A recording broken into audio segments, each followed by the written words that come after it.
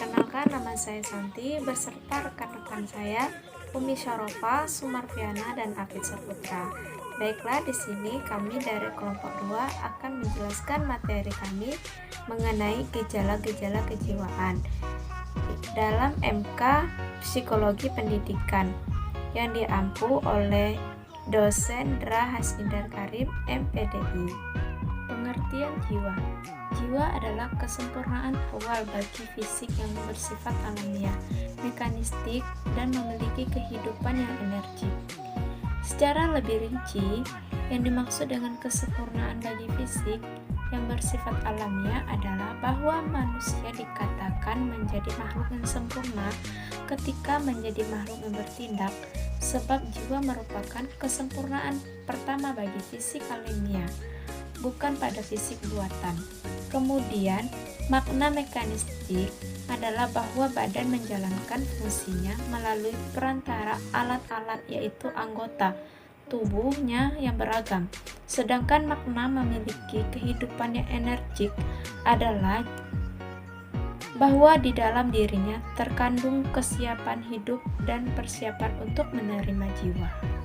Penjelasan selanjutnya yang akan dijelaskan pada Umi Syarofa, kepada beliau saya persilakan. Baiklah, terima kasih kepada rekan saya. Saya Umi Syarofa akan melanjutkan penjelasan dari Santi, yaitu bentuk-bentuk gejala jiwa. Baiklah, langsung saja saya akan menjelaskan. Ada 3 bentuk-bentuk gejala jiwa, yaitu pertama, gejala pengenalan atau disebut juga dengan kognisi. Yang kedua, gejala kemauan atau disebut juga dengan konasi, dan yang ketiga, gejala perasaan atau disebut juga dengan emosi.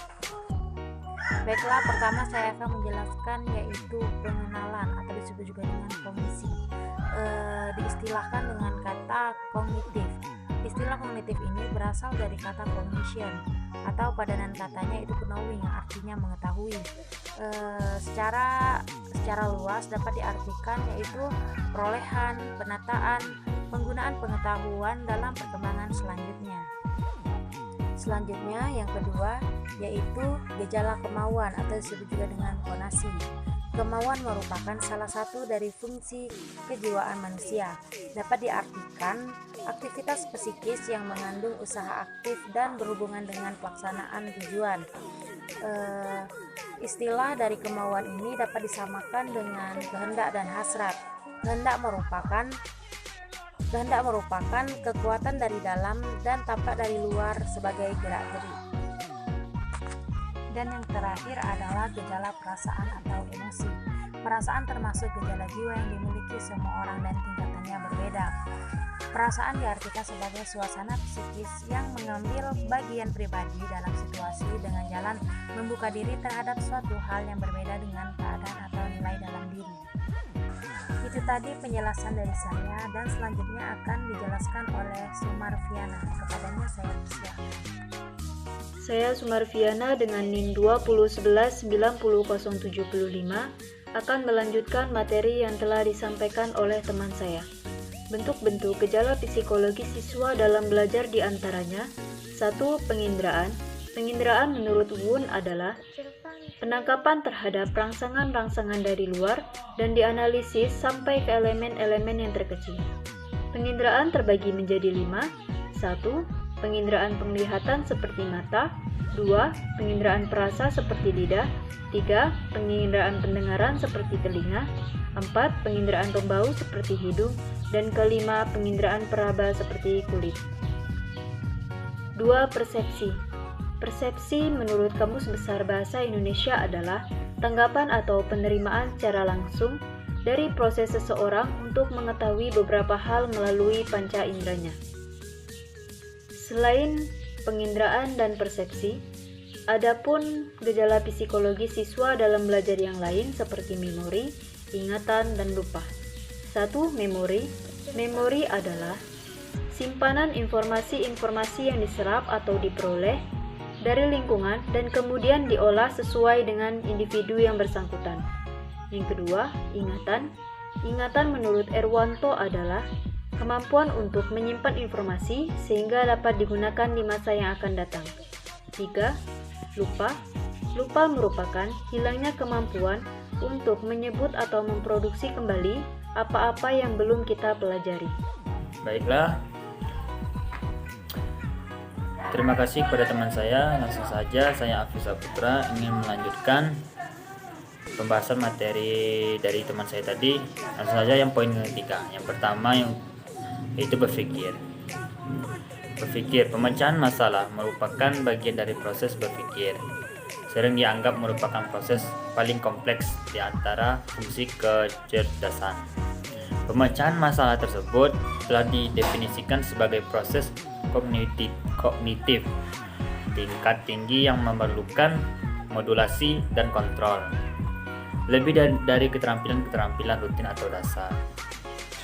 Definisi yang paling umum dari berpikir ini ialah berkembangnya ide dan konsep di dalam diri seseorang.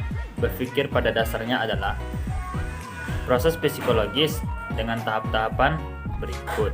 Yang pertama, pembentukan pemateri, pembentukan pengertian, perjalinan, pengertian dan penarikan kesimpulan.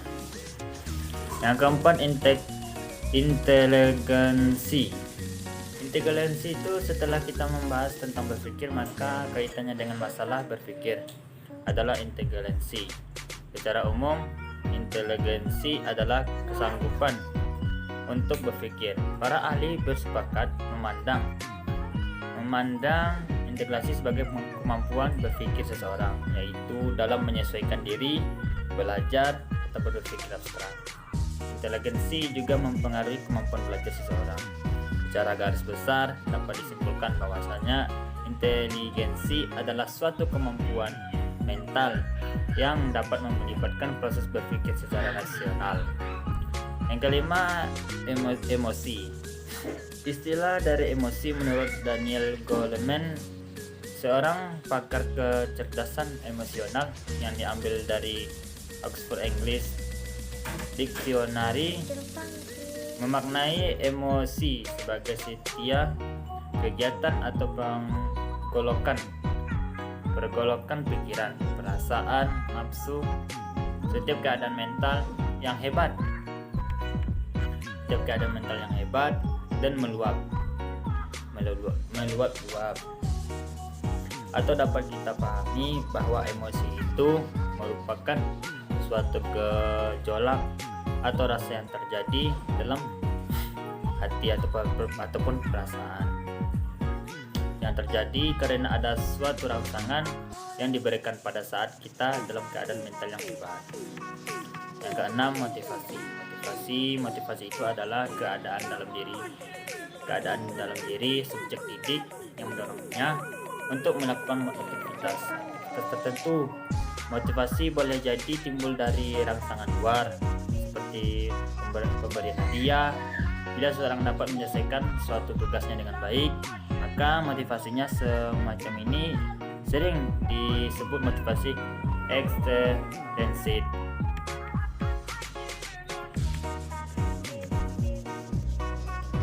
Adapun beberapa jenis motivasi. Yang pertama, motivasi intrinsik. Yang kedua, motivasi ekstrinsik. Langsung saja kesimpulan. Baiklah, saya akan menyimpulkan dari seluruh dari materi dari kami, kelompok kami, makalah kami. Baiklah, dari kesimpulannya, dari uraian yang di atas tadi yang saya bacakan, ini saya akan menarik kesimpulan bahwasanya psikologi pendidikan adalah suatu penerapan dari ilmu psikologi yang dapat diterapkan dalam dunia pendidikan. Dalam psikologi pendidikan ini dibahas tentang pengubahan sifat dan pendewasaan manusia melalui proses pembelajaran dan pelatihan. Sebagaimana telah dijelaskan sebelumnya, bahwasanya psikologi itu merupakan ilmu yang mempelajari proses mental dan perilaku pada manusia. Perilaku manusia akan lebih mudah dipahami jika kita juga memahami proses mental yang mendasari lebih perilaku tersebut. Demikian juga akan lebih mudah memahami perilaku siswa jika kita memahami proses mental yang mendasari perilaku siswa. tersebut mengingat pentingnya pemahaman tentang proses mental tersebut. Maka dalam bab ini seluruhnya kami menjelaskan beberapa aktivitas atau proses mental yang umumnya terjadi pada manusia, khususnya yang berkaitan dengan proses belajar mengajar. Proses mental juga sering disebut dengan gejala jiwa.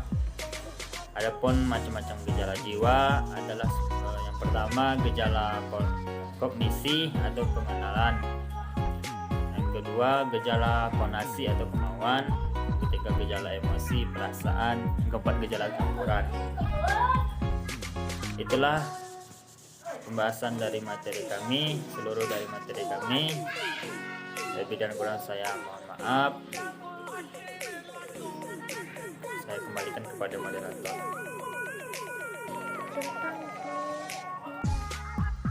Baiklah, itulah yang dapat kami sampaikan.